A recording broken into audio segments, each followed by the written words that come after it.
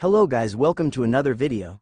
Tensura x Dr.Stone by NyaNya387. Chapter 20. Senku and the others successfully escaped to the new location. It was connected by the sea to the cave. It was a decent cave, not too big but not too small either. Amaryllis did help us out by finding some of the ingredients to make a makeup. Amaryllis: sorry guy, I could only get this much. They start to put so many guards all over the place. Senku: great job. This is more than enough with this coconut. We can make all sorts of things, for example, shampoo, perfume and lipstick. Let's start with the hairstyle first. Hairstyle makes the maximum impact, so let's start by undoing this cable you've got sealing your high. It was when her hair tie started to loosen up. Her hair starts to bust up. Not only that, every single string of her hair is so hard that it feels like a steel. This actually hit Senku's face, who was the closest to her, making him have a nosebleed. Your hair is absurd, it's ruddy, frizzy, and stick up all over the place. Jen: maybe you should look at yourself too, Senku-chan. Although Senku did complain about it, he nonetheless got down to work quickly, even though fixing her hair took a bit of the time, but it was worth a try. After all, he was a patient man. He was someone patiently counting down countless of seconds during all those thousands of years. Something like this was nothing to him. And then it's done. A truly captivating long blonde hair that was shining like a sunray, dancing with the living grace as if the very essence of warmth and vitality resides within this girl. Her deep blue ocean eye, which shows a clear determination and strength behind it. One can actually mistake her as a lovable girl with a loving grace. She was like a sunflower that stayed next to a blue lake under the sunshine. Suika: Kohaku, you're super beautiful. Jinro: well, she's Ruri's sister, after all. Rimuru: so, pink really does suit you. Jen: you, is this really what I think it is? That big rope tying around your thigh? Jen eyeing her up and down and noticed the rope tied around her thigh was actually Kohaku. Oh, it's a dagger. I'm going to take it with me. What's wrong with that? She genuinely asked the question to General. I mean, don't you think you're going to get caught by pulling this stuff? Senku: nah, they wouldn't even have a thought that a little girl would actually carry around a sharp knife with her, right? Rimuru: in fact, Jen, I think you are way too cautious. Jen: this is actually pretty hurting hearing that from you, Rimuru-kun, the most cautious person out there. Although he did say that out loud, nobody paid attention to him. In fact, he was actually a pitiful man having to deal with all of these people all day. Amaryllis, who has been awfully quiet for a while now, said: using this, we can actually get more in, right? Right, we need someone who is feminine and actually has a small voice to actually do this, right? Someone like Jen or Jinro. Rimuru, who heard what Amaryllis said, answered back to her as fast as light speed. And, of course, he also made sure he left himself out of those options. Jen: hey, hate to break it to you, but you're ALS. How about this, Jinro? It's time for our capable warrior to shine. Wait, I don't think what's there to shine about in this situation. I'm being ignored for a second time. Sob: no, actually you didn't see the big picture. Being one of the candidates, actually a big deal of a job, you know. Just think about it. You in the front line. It's like saving the whole village, and what are they going to say when they heard that you're the who saves their ass? Oh gosh, you're so awesome. You are so cool. You are a hero. You actually save us. That kind of thing, you know. Can you imagine it? Can you see it? You can see it, right? I'll do it for the sake of my friend and people. Jinro's eyes suddenly lit on fire. Hey, now it's time for General. Rimuru, who was about to go after the next person, turned his head to see him, but he could already see that person already put on makeup and dresses. General: Jen. Hey there, wanna play with me, gentlemen? Jen: Amaryllis: wow, he sounds like a girl. Discussing one's voice is actually easy peasy for me. Senku: in all aspects, his voice was good. He has a feminine build, but he's kinda tall for a girl. They wouldn't want a tall girl, so they wouldn't pick you for sure. And since he doesn't know how to defend himself, he kinda like a baggage. Jen: excuse you. Jen was actually willing to volunteer for this candidate selection. He knew that he himself was not that useful other than negotiating stuff. He was not good at fighting. He was not good at sciences like Senku. That's why he wanted to help in any way he could possibly do for the group. But after hearing what Senku said, that's made him kinda piss. And I was about to swallow up my price and all. General, you know what, I'm not doing this after all. Rimuru. TCH.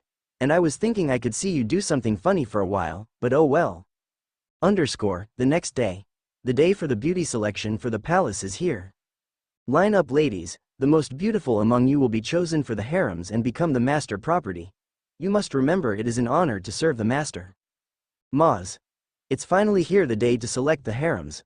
I was looking forward to it every year. Not bad, not bad. It seems there are plenty of cuties this year, too. Maz could see that Ubara finally arrived. Ubara, now, start introducing yourself. My husband passed away last year, you see, but this flower still got a lot of love to give, so how about that? No, rejected. Ubara continued on, looking at the next girl, completely ignoring the first girl who had just introduced herself.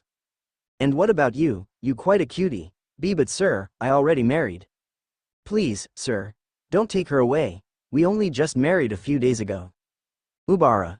And tell me, why should I care, Ubara? He was really not caring whether the girl was married or not, all he cares about is whether the girl is beautiful or not.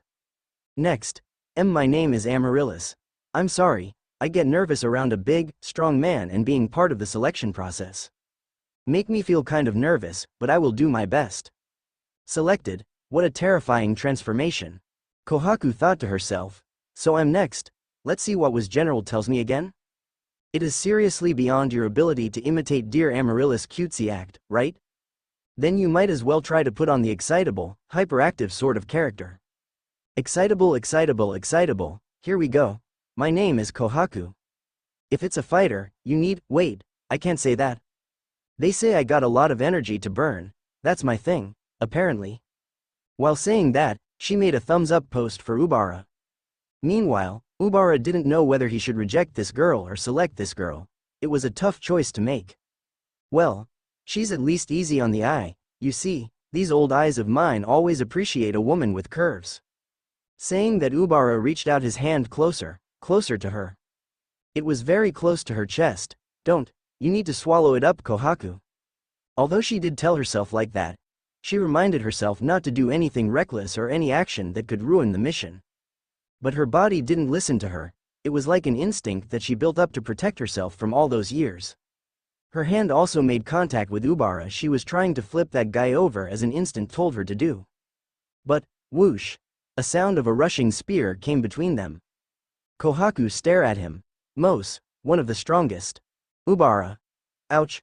What are you doing, Mos? I spotted a bee, that's why I tried to hit it. It must be that time of the year, huh? Ubara. Oh, I see. Well, in any case, you are selected, girl. Kohaku got selected as planned. Ubara walked away, trying to look at the other girls still lining up. You, Kohaku, was it? You are really strong, aren't you? Making eye contact with Mos, Kohaku didn't say anything back. She just stared at him sharply. Her stare was like an ice. No, it was like a sword that was about to cut the enemy in half at any second. Mos amused by this. I like your type, actually, I don't know what you're really after. And that is none of my business, but if you plan to involve messing with the harem I love so much, I will stop you dead in your track. I will sneak over and find you in the harems sometime. Looking forward to our encounter, if you know what I mean. Ha! If you mean combat, then I'm ready for you anytime. Mos smirk, amused by this again, **** splash. Splash. Splash. The sound of the ocean could be heard inside of the cave. So, what you saying is that we going to make this earring thing?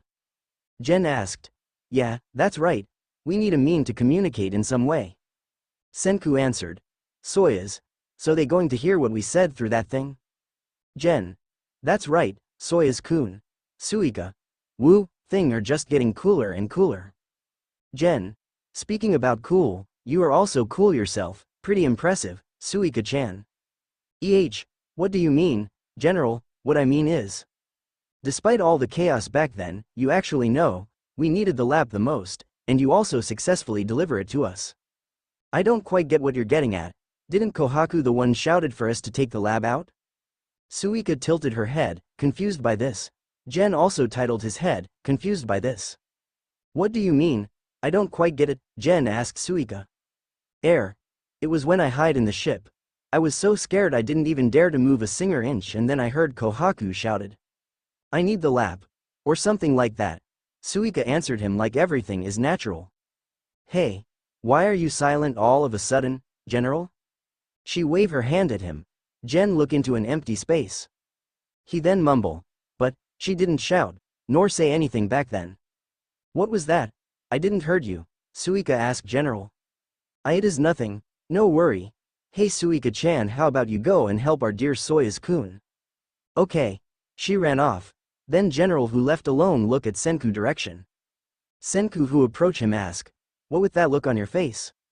Senku asked, raising one eyebrows to General. Why man, making his move. Gen answered shakingly. At the same time, Rimuru approached them closer, feeling the uneasiness from General. What are you saying? Explain in detail, Senku asked. And then General explained what just happened a moment ago. Senku and Rimuru, who listened, have a weird expression on their face. Then Senku said, could be him, but why would he help us? It's kinda weird. Maybe a third party come into play? Oh man, one is already a handful, but the other one came out to play. Can they just leave us alone, please? At this point General is already crying on the floor. Wait a minute, a voice, a third party. Seal. I just give a little helping hand. No worry master. I also imitating my voice to this Kohaku individual, so they wouldn't know a thing. That's not what I'm worrying about.